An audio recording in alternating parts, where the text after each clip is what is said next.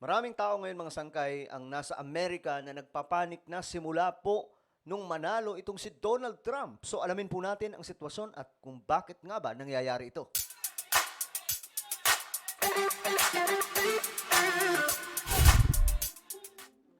Hello guys, what's up guys? This is me, I'm back for another vlog today. At pag-usapan po natin mga sangkay itong tungkol po dito sa bansang Amerika na ngayon.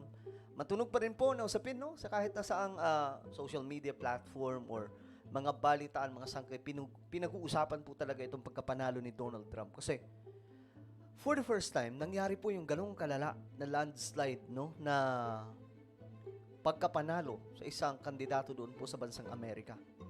Ang pagkakaalam ko nga, tumaas pa po ng tumaas ang bilang ng Electoral College na nakuha po ni Donald Trump. So, ganyan po kalala. At ngayon, isa sa problema doon sa bansang Amerika, mga sangkay, itong mga illegal na pumapasok sa kanilang bansa.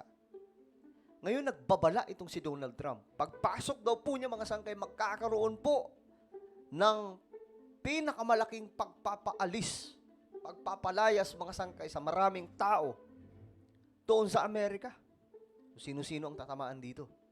Pag-usapan po natin. Anyway, before we start guys, paki-subscribe yung ating YouTube channel. Makikita nyo po mga sangkay yung subscribe button sa ibaba. Pindutin nyo lamang po yan, tapos i-click nyo yung bell at i-click nyo po yung all. Sa mga nanonood po sa Facebook, i-follow nyo po yung ating Facebook page. Sa mga solid sangkay, mag-comment po kayo ng #solid sangkay kasama po ang inyong mga lokasyon. Alright? So ito mga sangkay, tingnan po natin itong malaking usapin ngayon doon po sa bansang Amerika. Itong patungkol po sa mga pumupunta doon, pumapasok sa kanilang bansa na hindi po talaga mga sangkay. Hindi po legal na nakakapasok sa US. Ngayon kasi, pinag-uusapan po ito mga sangkay ng maraming mga Amerikano. Itong isa sa magiging pulisiya ni Donald Trump na pagpapaalis doon sa mga hindi naman talaga nakatira sa Amerika pero mga sangkay pinagsisikan ng kanilang mga sarili. And now shifting focus to the southern border with Mexico, where hundreds of migrants are abandoning their journey towards the United States. Ayan na sila ngayon mga sangkay, ang pagkakaintindi po natin dito, nasa sila, border ng US-Mexico. At ngayon mga sangkay, mukhang bumalik dahil po sa takot po kay Donald Trump. Ulitin po natin para mas malinawan po tayo. And now shifting focus to the southern border with Mexico, where hundreds of migrants are abandoning their journey towards the United States. Ngayon, mga sangkay, nagsibalikan. Dapat papasok po sila sa bansang Amerika. Ito kasing border ng United States of America. Diyan po sa may Mexico, mga sangkay. Yan po ang dinadaanan nito mga taong ito. Ngayon, ang sabi ni Donald Trump, magkakaroon ng malakihang pagpapaalis ng mga illegal na nasa US. Ngayon, mga sangkay, ang nangyari, ayan, nagbalikan po sila instead na pumasok sa US. The caravan, which began earlier this week with around 3,000 migrants, has Grabe 3,000 migrants. Ganyan karami mga sangkay. now dwindled to just half after Donald Trump won re-election. We wanted to get to the United States. Now that Trump won, we do not know what to do. May it be God's will, since we are taking this course, that we have to arrive, even if it is to knock on the door, to see if they open it for us. I don't know what to do anymore, because we left a very terrible regime. Ba't kaya ganun, no, mga sangkay? Ba't gusto nilang pumasok sa US? Kaya nga lang, ang problema po dito, illegal silang pumapasok. Kahit naman po sa Pilipinas, di ba? Bawal na bawal po yun. Kung ano man ang kanilang sitwasyon sa kanilang bansa, like for example, galing silang Mexico, wala nang pakialam po dito yung bansang Amerika. Kasi ang gusto po ni Donald Trump, pumasok itong mga to ng legal, hindi po yung pumapasok mga sangkay ng illegal. Kasi ang ginagawa po nila, yung border ng Mexico at Amerika, yung wall po doon mga sangkay, sinisira po nila yan. Inaakyat po nila. O di kaya sinisira po nila mga sangkay. So talagang malala po kasi during Biden, panahon po ni Biden mga sangkay, pinahintulutan po sila. Sige, pumasok kayo. Ganyang kaluwag po sa Amerika. Ngayon, ito po yung isa sa rason mga sangkay kung bakit ang USA talagang ang dami pong problema dyan. Ngayon, ibang-iba po itong si Donald Trump. Maliban po sa pulisiya na pagbabalik po sa Amerika sa paanan ng Diyos, itong isa sa policy niya ngayon na America First, mga sangkay, gusto niya po ayusin ang lahat ng sistema.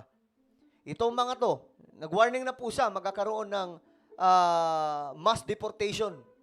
Lahat ng mga nasa loob, ng mga illegal, titingnan po lahat yan, mga sangkay, papaalisin. Kaya nga po yung mga Pilipino dyan na nakatira, na ngayon, naghihintay na lamang po ng kanilang dokumento, papel, mga sangkay, na ma-approve po sila sa Amerika. Sabi po ng government natin, umuwi muna kasi bago po maabutan ng term, pag-upo po ni Donald Trump, mga sangkay. Mangyayari niyan, hindi na sila makakabalik pagka ganun. So, ngayon, tingnan po natin to. Returning to Venezuela is like being shot in the head. Ito, ano pala to? Venezuela. Tita nyo na. Regresar a Venezuela es como que nos estuvieran dando un tiro a cada uno en la cabeza. Donald Trump no le gustan los latinos. Donald Trump doesn't like Latinos. Donald Trump said he was going to remove all Latinos from the United States, a massive deportation. So now it's going to be harder to get in. Kasi naman, hindi naman sila po pwedeng pumasok doon ng illegal. Kahit saang anggulo natin tingnan, mga sangkay, hindi po talaga po pwede na pumasok kayo sa isang bansa na illegal. Dapat maayos kayong papasok. Kasi ang mangyayari niyan, kita nyo mga sangkay, ang dami pong nasa loob ng Amerika na mga hindi legal na naninirahan. Kaya ngayon, mga sangkay, kabahan po talaga sila. Ito mga to, nagbalikan. Papasok na sana sila, kaya nga lang, dahil sa takot nila kay Donald Trump, ayun, nagbalikan mga sangkay. There are going to be new laws, new regulations, new rules, and now it's going to be harder for us Latinos to get there. In his winning speech, the president-elect reiterated his commitment to seal the borders, insisting, Yan mga sangkay yung border, Isipin nyo, ganyan ang ginagawa nila sa Amerika. Ginagawa po nila na, mga sangkay, yan po, yung border na yan. Pinapasok po nila yan sa US. Grabe itong mga taong to. that only legal immigration would be allowed. The president-elect's plan could further impose limitations on Biden-era programs like humanitarian parole and temporary protected status that temporarily allow some migrants to remain in the United States. We have a country that needs help, and it needs help very badly. We're going to fix our borders. We're going to fix everything about our country. And we made history for a reason. For migrants who use social media platforms like Telegram to track the Ayan, mga sangkay, tingnan nyo. Yan po sila mga sangkay, nagbalikan na. Ganyan po ka-strong ang leadership ni Donald Trump ngayon, mga sangkay. Na maging itong mga taong ito, natatakot po sila. Natatakot po sila na gumawa ng kalokohan sa loob ng United States of America. Kaya ngayon, instead na pumasok sila, balik na tayo, baka may mangyari pang hindi maganda kung papasukin nila yung bansang Amerika kasi nga illegal, di ba? the U.S. immigration policies, the election outcome has dampened their hopes Isipin nyo kung gaano kadami yan, severely. Several expressed frustration, with some saying that had there been a woman president like Claudia Sheinbaum, their lives would take a different trajectory. I wanted them to elect a woman in the United States elections just as we did here. That way they would have seen eye to eye because Mr. Trump is arbitrary, misogynist, racist. Racist na.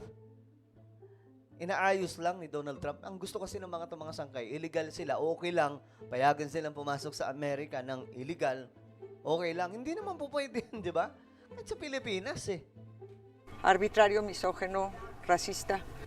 Now, throughout the campaign, Donald Trump vowed to complete his border wall and deport millions of illegal immigrants.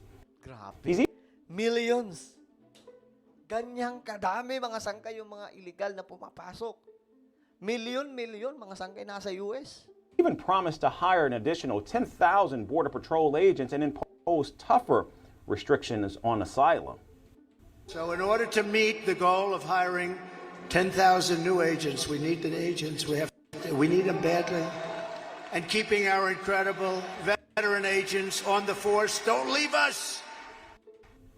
A post-election YouGov survey shows that Donald Trump Okay, mga sangkay, pagdating po sa usaping yan, mga sangkay, dito po natalo talaga ng husto si Kamala Harris. Malala talaga. So ngayon, mga sangkay, panic mode. Actually, kahit po yung mga kababayan po natin dun, ina-advise sa po ng ating otoridad, mga sangkay, na kung wala pa kayong, ano ba tawag dyan? Green card ba? Yung tawag dyan, mga sangkay, yung magstay kayo dun sa loob. Alisa muna kayo dyan. Kasi inaayos pa po yung kanilang papel. Actually, mga kababayan naman po natin, inaayos po yung papel. Yung documents. Kaya nga lang, instead na umalis muna sila, nanatili po sila mga sangkay. Kasi nasa loob na sila. Ang problema, dadating na uupo na po si Donald Trump. So, much better na bumalik muna sila mga sangkay kesa tuluyan po silang mapaalis at di na makabalik. Sayang naman yun. 'Di ba? Well, ano po ang inyong opinion, mga sangkay? Ang dami po ngayong nagpapanik, nag-aalisan na po sa US, mga sangkay. Ito pong mga illegal na pumapasok sa Amerika dahil po sa paparating na administrasyon ni Trump. Ano po ang inyong komento? Mag-comment po kayo sa ibaba. Meron po tayong isang YouTube channel. Ito po ay Sangkay Revelation. Magaganda po yung topic natin dito, mga sangkay. Kaya naman, hanapin nyo po ito sa YouTube. Kapag nakita nyo na, i-click nyo po yung subscribe, i-click ang bell, at i-click nyo po yung all. So, ako na po yung magpapaalam. Mag-iingat pong lahat. God bless everyone.